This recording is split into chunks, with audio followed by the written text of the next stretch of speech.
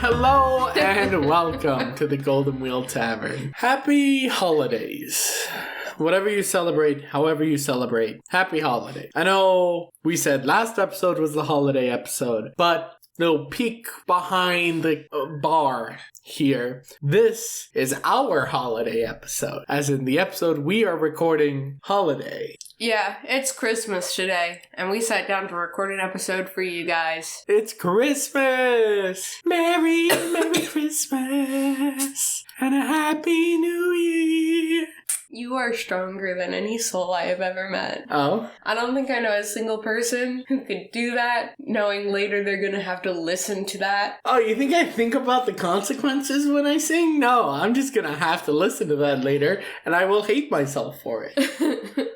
That's just the deal. If there's a lot of odd cuts in this episode, it's because I was blowing my nose, and the Tavern Keep was sparing you guys from that sound. If you hear me blowing my nose, then, well, the Tavern Keep decided that you're no longer worth sparing. Patrons get the cuts. No, patrons get to hear it. Interesting. Why? Patrons get the nose cut. Release the nose cut! Anyways, we don't actually have a bartender's brew. It's the holidays. It's the holidays. I'm on break. On break. And I have sinus congestion. I have a cold. Here's your holiday brew. Take a cup of milk, take a cookie, dip it in the cup of milk. Yeah, last episode we gave you a really great monster cookie recipe. Make that and dip that in your milk, and then you will have today's bartender brew. There you go.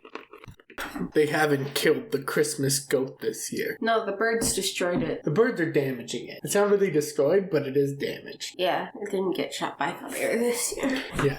Anyways. Yeah, the Christmas goat still lives. Yeah. They haven't burned it to the ground. To be fair, it's really hard to get it to burn to the ground these past years. Yeah, because they're putting up double fences, 24-hour surveillance. Yeah, they have a lot of security around the goat. Which is like, come on. I think no one should attempt it for a few years to lull them into a false sense of security. Mm-hmm. Then we burn it again. Then we burn the goat. For those who don't know, look up I'm going to say Gavle Christmas goat. Yeah, I have no idea how to pronounce it. It's G-A with the 2 dots V-L-E. But if you just look up burning Christmas goat, you'll find it. Just look up, did the goat burn down yet? And I'm sure it'll come up. Yeah, there's a Swedish goat figure made of straw. It's huge, and it's a recurring thing, at least. So it's a yearly thing that they make this, and over 50% of them have been destroyed, burned to the ground, severely damaged beyond recognition in some way. People have killed the goat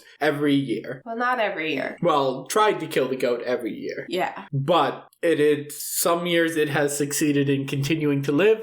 Now, this isn't if you burn the goat, it's fine. People do go to jail for trying to destroy the goat. Yeah. But don't get caught. Don't get caught, destroy the goat. Yeah. Anyways, on to our Tales from the Tavern's tables, because we were just talking about taking cookies and dipping them in milk when we had to take a 10-minute pause. So probably longer than that. A significantly long pause. All my tummy trouble girlies know exactly how this feels. Anyways, so our Tales from the Tavern's tables is about me. Oh, you just gestured at me. Yeah, because you ran. I ran it, but you ran it. Saying the Tales from the Tavern's tables is about, and then just gesturing at me. Well, expecting you to jump in and talk about... No, it's about me now. The system. Okay, go ahead. No, it's about... We play Girl by Moonlight. It's a magical girl TTRPG that runs off the power of friendship and D6s. So it's a dice pool highest number system, meaning when you roll, you'll determine how many D6s you roll, and then what matters is the highest number you've rolled on any individual D6. So if you roll 3D6 and you get a 2, a 3, and a 5, your result is 5. Yeah, they realized that people don't like doing math all the time, so they took that out of the equation, kind of. For this system. It has 4 different settings, pre-gen settings that you can play in. We did the Beneath a Rotting Sky, which is magical girl tragedy. And it's a one-shot with pre-gen characters. Pre-gen, which is interesting interesting because this is by the same company that did Monster of the Week. Yes. Evil Hat. Evil Hat. And Evil Hat, from what I've seen of their 2 systems that I've played in, do a decent job of making sure you link your characters together in some way. Yeah. They make sure there's linking between the characters, which is important to the buy-in, which is very important for Girl by Moonlight. Yeah, I didn't expect it to get so emotional, despite it being magical girls, and like that's the whole thing about magical girls is it's an emotional thing. Thanks. I think I lost my train of thought, man. So, Girl by Moonlight is of course a magical girl TTRPG. And the thing with the magical girl genre is especially the modern interpretation of it. There's a lot of exploration of identity and emotion and how your emotions not only affect the world around you, but are reflected by the world around you. So there's a lot of emotional buy-in that needs to happen, and Black Hat Productions tries really hard to make that buy-in happen. But I think this game and our one-shot really showed just how important buy-in is. I don't think Girl by Moonlight works at all if you don't have significant player buy-in. Yeah. Like, our group is used to playing Dungeons and Dragons and being able to basically interrupt any moment whatsoever with a joke or with a jab or with a pun or something and sidebar and that kind of stuff. Our group doesn't do a lot of deep emotional buy-in very often. No. So doing this showed that our group is capable of emotional buy-in. We just don't typically do that. We're capable of feeling things. It's interesting to see just how much emotional buy-in a system can take, but that can really pay off with the repercussions and how it makes the players feel. So really find a balance of emotional buy-in that your players can maintain, because I'll be honest, maintaining emotional buy-in is going to be difficult. But there's a balance there, and it can lead to some really interesting moments. Yeah, I don't know what to say more on that other than it was a really interesting session. I like the system. I don't know if you can just buy it on the Evil Hat website yet because, I mean, they mailed out the book a while ago, so like the Kickstarter thing has like ended. I know you can get it on DriveThruRPG. I think the system has... Oh, hey, right there in the middle of this screen. Go by Moonlight, buy now. You need to get rid of your pop-up. No, go by Moonlight, buy now. Okay. Hardcover and PDF. Yeah, you can buy it now on the website. It's fun. I still don't fully understand all the different intricacies of the system, but that's part of learning a new system. Mm-hmm. Yeah. No, we should play at some point with our group. Huh. I don't know what this is for. Thirsty Sword Lesbians? Thirsty Sword Lesbians, because I believe I actually have. Yeah, we have the whole thing. This is for, so the one you saw, I don't know what this is for. I had a couple, like, I'm going through this stuff and I'm putting it in, whether it's single PDF games, games that have multiple PDFs, useful tool or sheets, journal games, ads for games I don't have. There was 1 or 2 things that as I was going through, I had no idea what they were for. So this was the holder of those. And you don't have like a 5e supplement folder? That'd be in useful tools or sheets. 5e tools, Adventure Outline Maker. Gotcha. I'll look something up. Since this is a whole pile of TTRPGs. We talked about the TTRPG bundle before. Hey, so Thirsty Sword Lesbians? Yeah. Evil Hat Productions. Yeah. The part of the reason I mentioned that is because, let me go back to their homepage. Right here. Yeah. So, yeah, Thirsty Sword Lesbians. See, you have...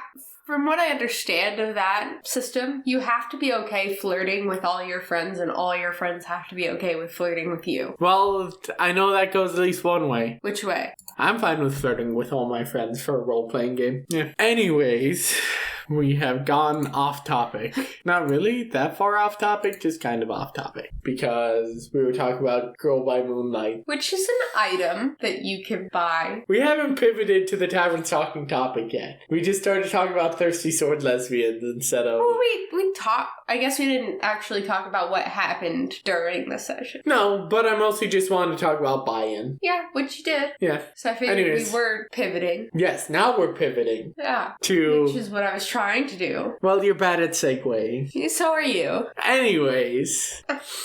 You're gonna think about that every time you say that word. Why do you hate me? I don't. So today's Taverns Talking topic is about magic item distribution. Magic items. Why give them at all? Sometimes that's what I think. Honestly. Honestly? If you give out too many magic items, they don't get used. Magic items, I rarely see them actually used. You're always like, hell yeah, I have this thing. And then it sits in your character sheet forever. Especially if it's a consumable magic item. Yeah. So, but let's discuss why one would give magic items. And there is one word. It's fun. Oh, I was gonna go with power. Oh, I guess, sure. Fun power. Oh yeah, I guess.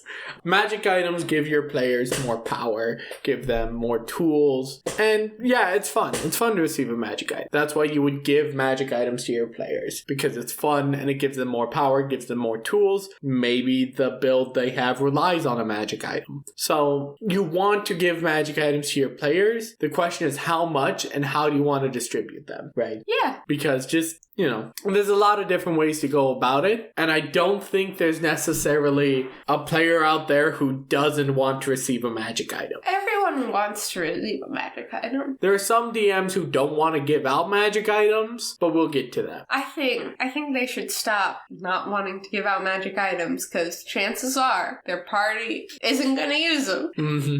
They're going to forget about them. Unless it's a strict upgrade to whatever they have. Yeah. Unless it's changing your +1 sword to a +2 sword, they're going to forget. Yeah. So, let's discuss a couple different types of magic item distribution. First, I want to discuss what is sometimes referred to online as the Monty Hall DM or the Oprah Winfrey DM.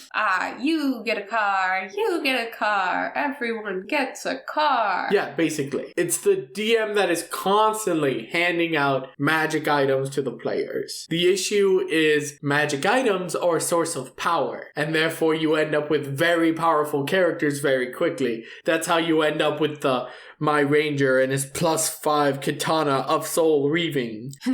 Yeah. And his +9 shield of ultimate defense without it being some guy like homebrewing these things. A lot of times Monty Hall DMs though, at least from what I've seen, tend to be very homebrew heavy DMs. Oh yeah. Because they're like, hey, I made this I had this cool idea for a magic item. Here, take it. I had a Monty Hall DM once. Oh? Yeah.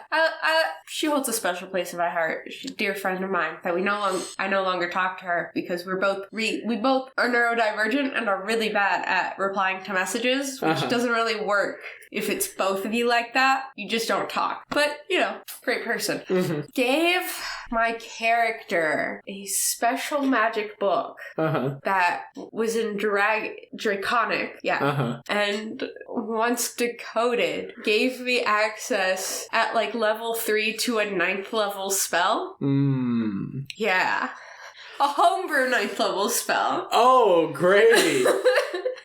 And this was like her first campaign that she ran. I ever want to hear the words homebrew 9th level spell. Because the thing is homebrew 9th level spells aren't 9th level spells. They're the kind of spells that Mystra shut down after Mithril or whatever his name was died and then Mystra came in. It wasn't terrible. Oh, okay.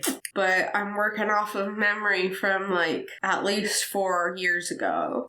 So I'll have to see. If I have the character sheet, I'll have the spell. But homebrew DMs will end up, well, I won't say will, but a lot of times end up becoming Monty Hall DMs just because they come up with these magic items and they want to give them to the players. And the issue is let's be honest, a lot of times they'll homebrew like the Spear of Dragon Slaying. And it's like, to be fair, there's already blanks of Dragon Slaying, but, they'll homebrew the God Slayer and it's a super cool sword and it turns out it's really unbalanced, but that doesn't matter because all of the party is super unbalanced with super powerful magic items. While being in a Monty Hall campaign is fun, it's like Halloween. You receive a huge bag of candy, but there's only so much candy you can eat before you get sick, right? Yeah, only so much candy you can have before you forget it exists. Yeah. Oh, a lot of the items just end up listed on the back of your sheet, and later you're like, oh, hey, I have this thing. Hey, I had one of those immovable rods. That would have been helpful 5 sessions ago when we did that thing. Of course, one of the other limitations is the fact that you only have 3 attunement slots. And when was the last time you actually, like, swapped attunement on items? Like, you attune to an item, and that item is attuned to you permanently until you get something you will replace with permanently. You never just, like, you're never one day like, I'm just gonna swap out my attunements real quick. Yeah, no. Unless something's a strict upgrade. It's kind of like cleric or prepared spellcasters will often end up in this thing that they're essentially just known spellcasters. Because how often do you actually change your prepared spells? That's so true. Well, how often does a D&D party create a concrete plan of action for what they plan on doing when they get to a place? Yeah, exactly. Like, you're an artificer. Correct. Which I believe are prepared spellcasters. Yes, I have changed it up a couple times, but it's always along the lines of, I have never used this spell, I have it prepared, I've never used it, so I'm going to switch it out for something I might use. Yeah, really prepared spellcasters and item attunement fall into the same issue if you find something that works for you and you just stick with it. Because if it ain't broke, why fix it? Found the spell. Oh. It's called End of the Line. Okay. It did 96 fire damage and 96 necrotic. Okay. Black and red bolts shoot out of the caster's hand and envelop the target. Okay. Make a ranged spell attack. On a hit, the spell does 96 fire and 96 necrotic. On a miss, the bolt instead surrounds the intended target and deals half damage to the target and half damage to you. I think that's actually underpowered for a 9th level spell. Because, like, let's look at, like, good old fucking Melf's Meteors or whatever. Not Meteor Swarm, not Melf's Meteors. Oh, and then I also had I'm finding a cantrip from this that probably shouldn't be a cantrip. Meteor Swarm. You select a 40-foot radius sphere, and each creature must make a dex save, and the sphere spreads around corners, and it deals 20 d6 fire damage and 20 d6 bludgeoning damage on a failed save. So that's what, 40 d6? 40 d6 total. Yeah. It does four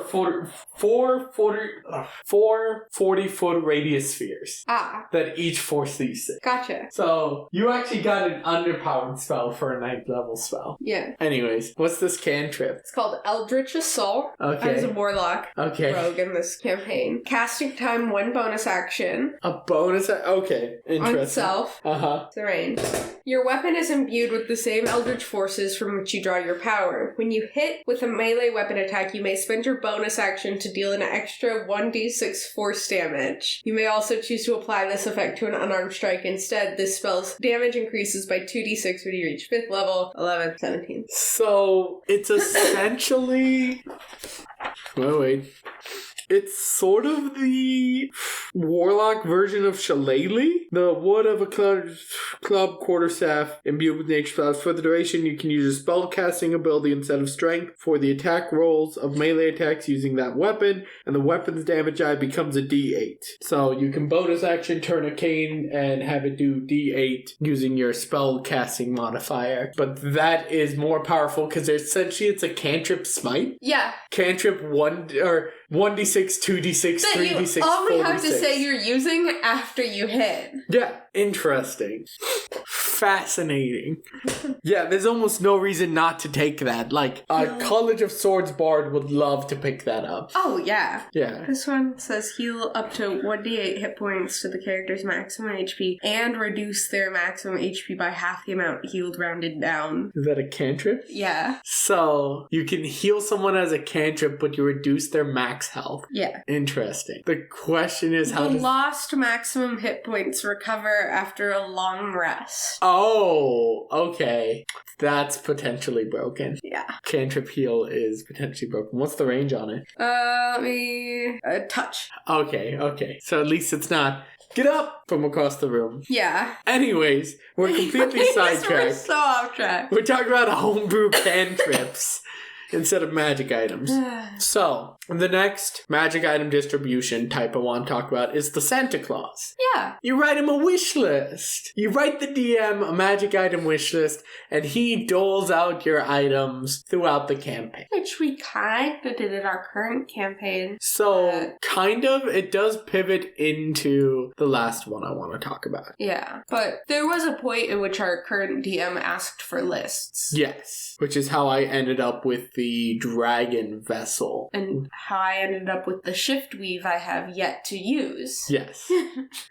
Anyways, the wish list is not a terrible way to go about it. I would say any DM doing like a homebrew campaign should get a wish list from their party, but not say, hey, if you give me this list, you're guaranteed to get these things. Yeah. I think a lot of DMs say wish list, and there is a explicit expectation from the players they're going to get those items. I think the DM should make it clear you're not guaranteed to get these items. You're giving me ideas for items that might interest your character. But the wish list is useful if you expect your party or the party expects to be able to make builds that feature certain items. Like, I'm sure somebody has made a build that relies heavily on Flame Tongue Sword that does 2d6 fire damage when it hits. Mm-hmm. There's probably some combination of factors there that go into it, or a specific amulet or a specific ring sort of thing. So if you have a item specific build, a wish list DM, not the worst. I don't think wish lists are bad. I think they can be handled really well though, as long as you're moving more towards our next one, which is the conscientious DM, which provides items that are intriguing or interesting to the players, but not necessarily their wish list items. Now, this requires a DM who understands their players and understands their players' characters and knows the bevy of items, right? So,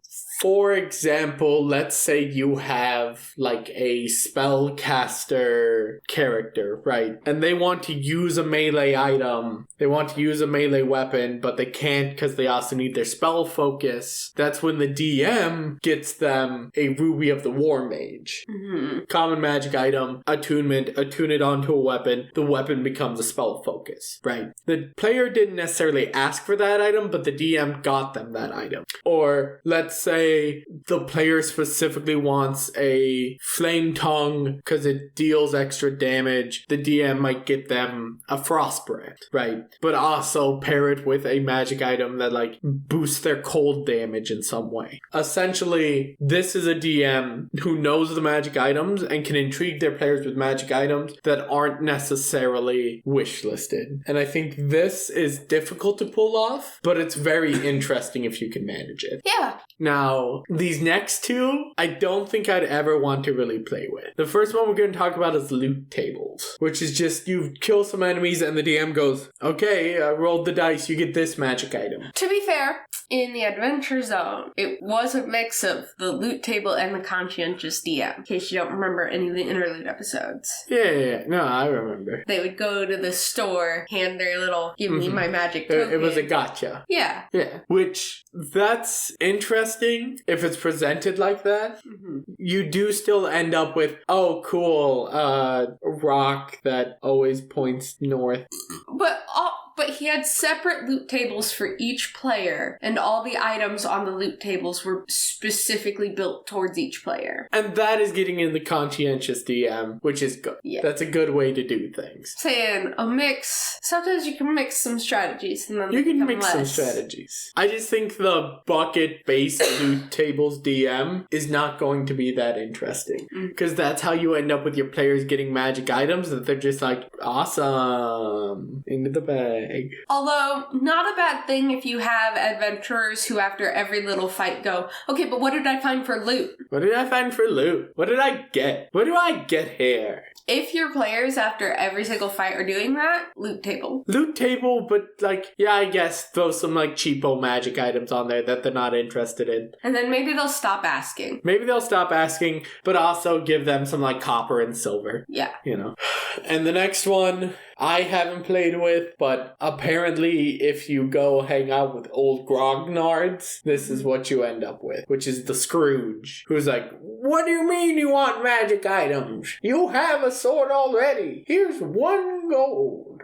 the Scrooge really wants low fantasy. A lot of times it's gonna be an old grognard who played older editions where magic items were few and far between. And they want your characters to struggle in the dirt and the muck. Kids these days and their magic items. Kids these days they get so many magic items. They want the immunity to bludgeoning, slashing, and piercing damage from non-magical sources to matter. The issue is if that matters, then your frontline is just like, while your wizard's like, I cast Firebolt. So, give your players magic items. Give your bosses multiple stages. At least for D&D 5e, give your players magic items. Let your bosses transform. I don't see what that has to do with this discussion. Oh, then I can just get the resistance in one form, and then your fighter isn't sad all the time.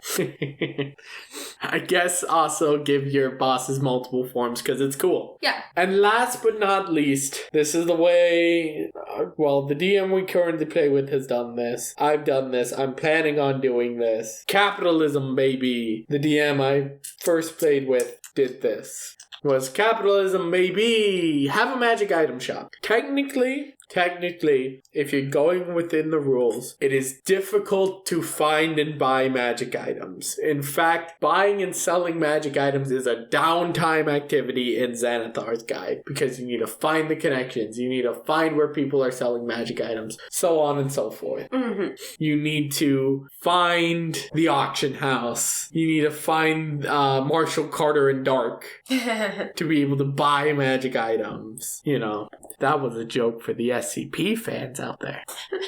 Thanks for explaining that. No problem. Really, magic item shops depend on whether you're high fantasy or low fantasy. I like the magic item shop because then I can reward the players with gold or spoiler alerts for my next campaign, credits. Totally didn't know that. Credits, and you can use them to get magic items. And that way, the players can get the magic items they want, or I can shape the shop's inventory to be more conscientious DM style. It gives me a lot to work with. You see it in a lot of D&D podcasts. They're going to have a magic item shop, and a lot of times the DM, if they're the homebrew DM who isn't just Monty Halling it, will have the homebrew items in the shop, such as the raging, slashing, poisoning sword of doom. I still gotta make that. Oh, yeah. You still have to make that for your cosplay. Someday. I don't mind the capitalism approach, but in my mind it's very much I didn't know what to get you for Christmas, so I got you cash. Buy yourself something pretty. What if I told you that I am perfectly fine with that? I didn't say you shouldn't be. So, how I'd be fine with that is if somebody handed me the money and then also told me what they were going to buy for me with it. That way I can be like, okay, yes, that was a good gift. Or, thank you for not buying that. Well, the point is they didn't know what to get you, so they got you the green stuff. Yeah. Anyways, maybe the most important determining factor for magic item distribution is what theme do you want, right? There's going to be a big difference between high fantasy and low fantasy. Between we are the heroes and there's horror and tension because you are barely surviving sticking things into the muck and dirt, right? So you're more likely to get Scrooge and loot tables in low fantasy. But low fantasy isn't... The issue is low fantasy isn't exactly served well by Dungeons & Dragons 5th edition. No, but it is served well by Monster of the Week. It's also served well by older editions of Dungeons & Dragons. And Savage Worlds. And it will be served well by Redacted. Redacted? Redacted. Yes, Redacted. Redacted. It better be served well by Redacted. I hope it is. Anyways. If it's not, then Redacted needs to be revised. Revision to Redacted. Redition. Anyways, high fantasy, low fantasy. Low fantasy isn't exactly served well by Dungeons & Dragons 5th edition due to the prevalence and power of magic casters. It becomes difficult. But capitalism, conscientious DM, and Santa Claus Claus, you can get in a high fantasy setting without necessarily breaking the immersion. Like, if at the end of a quest, your players get a magic item, yeah, that's good. The main thing you have to watch out for is, let's say your party finds a cool magic sword, that's of course going to like the fighter or the paladin. But then the party finds another magic sword, and it goes to the fighter or the paladin. And then they find a cool magic shield, and that ends up going to the fighter or the paladin. And they find a pair of boots that actually works really well with the fighter or the paladin. Would you like to hear the list of magic items my one character got? Sure. End Times, which is a ring that I ended up getting from the magic book that I had that allows me to cast that 9th level spell. Yeah. End of the line. Once per long rest. Manual of Flesh Golems. Okay, yeah. 9 Lives Stealer Short Sword. Yep, yeah. Robe of Stars. Okay. Staff of Fire. Okay. Staff of Frost. Okay. Ashen Ring of Life. Ashen Ring of Life? Whenever the user uses a healing item, add an additional healing die at max value. Example, if you use a healing potion, Yeah. it would go from 2d4 plus 2 to 2d4 plus 6. Yeah. You have advantage on all slow poison checks, and cannot have the poison status effect. On all slow poison checks. I think they meant Constitution. Oh, okay. Deathstalker poison. Okay. Force shield ring. I have a force field. Once attuned, this ring can be activated or deactivated as a free action on the wielder's turn. When activated, it projects a field of force that may be wielded as a shield, granting the user a +2 to AC. Okay. It's weightless, it never creates encumbrance, and hands-free shield. So you still have your 2 hands to do whatever you need. Okay. Holy Fire, which was a short sword. Holy fire, Batman! +2 short sword. If thrown and attuned to the user, glows with a holy fire that adds 1d8 fire damage on hit. Okay.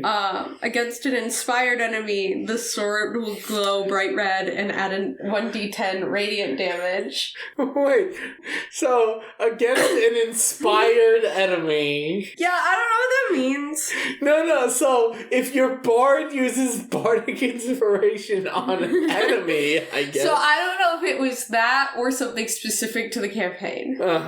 If wielded by an inspired, this sword will create a blinding ray of light and give all inspired allies advantage on their first attack each turn. Okay. I had an adamantine breastplate. Okay. A staff called Edenfall. No, that's 3 staffs now. 3 different magic staffs. Yeah. It could cast Everard's Black Tentacles. Okay. It could also become a giant snake. Oh, okay. And I had an air crystal, which when you throw it on the ground, it turns into an air elemental. Okay. That's on your side and you control. And a blood shift token, but unfortunately I don't have any notes for that, so I don't know what that was. Okay, cool. Can you guess about how many of those I used? 7. I don't know. It's the answer. Okay. Certainly not all of them. Okay. So you definitely had a Monty Hall DM. Yeah. So, speaking of which, how do you like your magical items distributed? I like Monty Hall DMs. I think it always comes with some fun and interesting things. Some silly things. Okay. Great opportunities for jokes there. I do like a Santa Claus DM. Or a conscientious DM. Okay. And I don't mind capitalism, because, that's, when it comes to magic items. Yes. Do not misquote me here. I do not like capitalism. Take the bartender saying, I like capitalism entirely out of context. Use it as a soundbite. Do not. Okay. I like magic item shops. Yeah. They're convenient. They're easy. So really anything that's not Loot Tables or Scrooge is fine. I was about to say, we're agreed that Loot Tables and Scrooge aren't fun because getting magic items is fun. Let's be honest. I don't really like Monty Hall DMs. That's because you don't like homebrew and fun and joy and happiness. I don't like being given 37 overpowered magic items and then I use 4 of them. That's not how it works. You get 37 magic items. Some of them are overpowered. A lot of them are really underpowered. And the other half are just jokes. Right. Okay. Sorry. My bad. I get 37 homebrew magic items, and I use 5 of them because they're extremely overpowered. And there are a bunch that are underpowered, and a bunch of them that are jokes and really funny. Yeah, but those just sit in my bag. Until an opportunity arises to use the bit. Yeah. Like the Ring of the Grammarian. Yeah. Yeah. Anyways, Santa Claus is fine. Help, I'm being hit and attacked and hit and punched and kicked and punched and stabbed and smacked and pelted. 7. On a D8. That means that's a hit? No, sorry. I actually just have a permanent shield, actually. You can't hit me. I'm wearing that force shield ring or whatever. But that's only a +2 to your AC, so... Ooh, that's gonna miss. That's still gonna miss.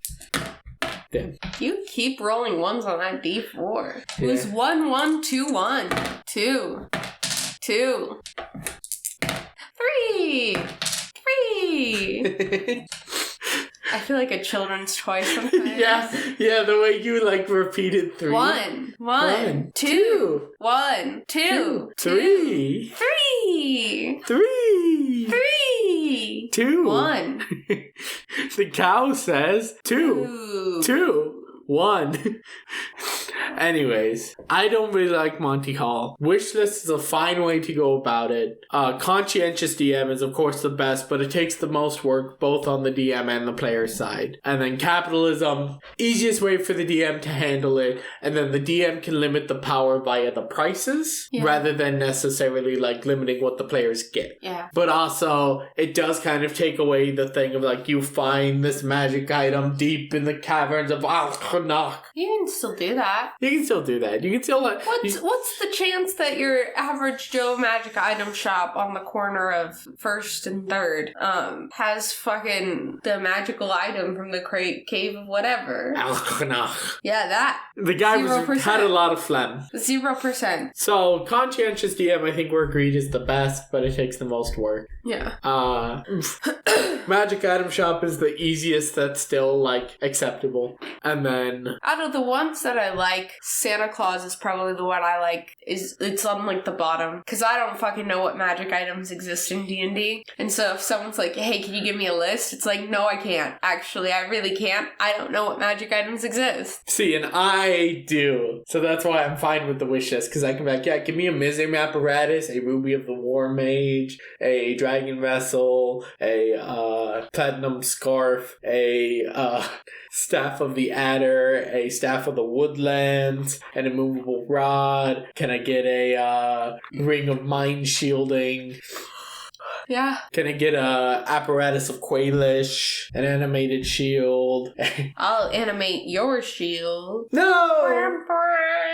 They prefer being live action. Too bad. Drawing it up now. No, my shield. Anyways, speaking of magic items, you're gonna need a magic item to deal with Max's Monster Minute. I honestly can't believe that I was able to open it to the right page again. Hell yeah.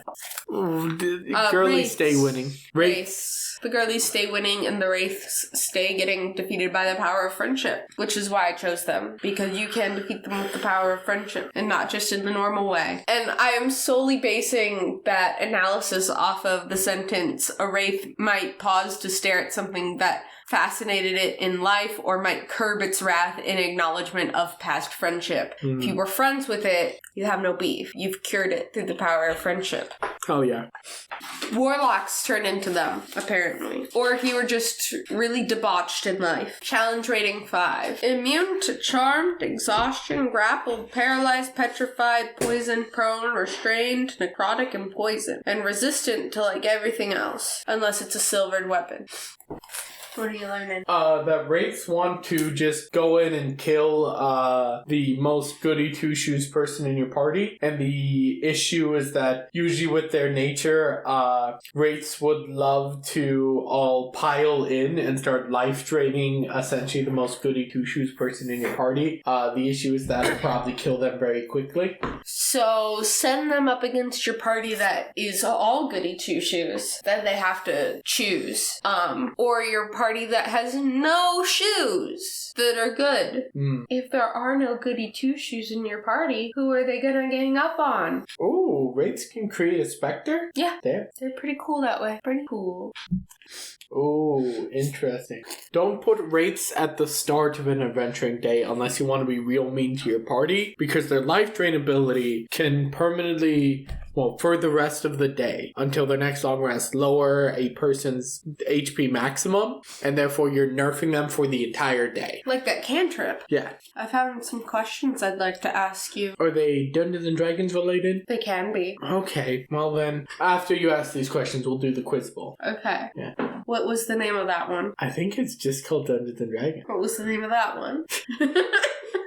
Critical Role Season 2. What was the name of that one? When will that one come out? Maybe. Work on that one. I'm working on important things. That's an important thing. My OC fan fiction is important to me. It's important to you and patron name, and that's it. And I'm sure it's important to the listeners at home. Like patron name. And the other ones. Okay. Write it. Anyways. Would make a wonderful gift for Christmas. You've already gotten your Christmas for gift. Patron name. I'm not writing it in a week. The next time we see them. We need to apply more pressure on him. Otherwise, it's never going to get written. Merciless Nights will never get finished if we don't apply more pressure. Anyways. Okay. Those were my questions. Oh, okay. So that means it's time for the quiz ball. Why are you doing that? Oh, okay. All right. So, first question today. Which television show featured the line, "I didn't spend all those years playing Dungeons and Dragons and not learn a little something about courage"?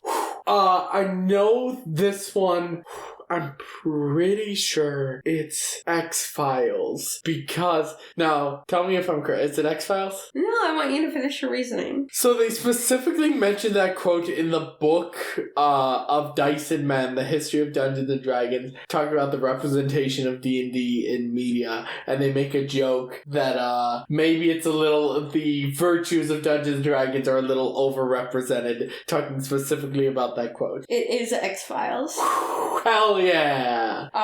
From the episode Jose Chung's From Outer Space. Yep. Right. Name 2 of the 4 languages a tree ant can speak. I'm assuming Sylvan and Terran? One of those is correct. Is Common one of them? Yeah. Okay. The other 2 are Elvish and Druidic. Okay. Which character class are the iconic 3rd edition characters Lida the Halfling and Kerwin the Human, both examples of? So those of you who listened to last episode know that Lida... Oh god, is Lida a rogue or a sorcerer? Was Lida the rogue or the sorcerer? I'm gonna say Lida's a rogue. You're correct. Because last episode the question was Lida the rogue and someone the sorcerer were introduced in what edition of Dungeons and Dragons? Yeah.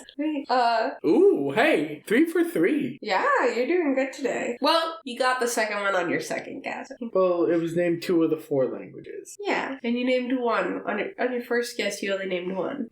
But on your second guess, you got one of them. So, anyways, in Dragonlance, what are the 2 types of dragon lances? I'm assuming by the wording of that question that there are different types of dragon lances in other places. Don't laugh at me. There's like the Knights of like Sorlair or something, and some sort of mage guild, but I can't. Footman's Dragonlance Oh, okay. and Mounted Dragonlance. Oh, I'm thinking something entirely different then. Yeah. Yeah. Okay, those are our questions that you can get for free. Pay us Okay. money if you want to hear the others. 2.5 out of 4. Yeah. So, oh, don't worry, it's still there. Thank you so much for listening. We appreciate every single one of you. If you could give us a signal boost wherever you're listening, we'd appreciate it. Of course, also you can give us a signal boost by following us, liking us, retweeting us, resharing us, reblogging us, whatever, on Twitter, Tumblr, Mastodon, Dice.camp instance, TikTok. I think that's all the ones we're currently on. Go to our Patreon, patreon.com/tavernkeepsguide to, of course, support us on Patreon. There you gain access to our Discord. And yeah, I think that's all the socials. So thank you so very much for listening. We appreciate every one of you. And as always, make sure to tip the barmaids.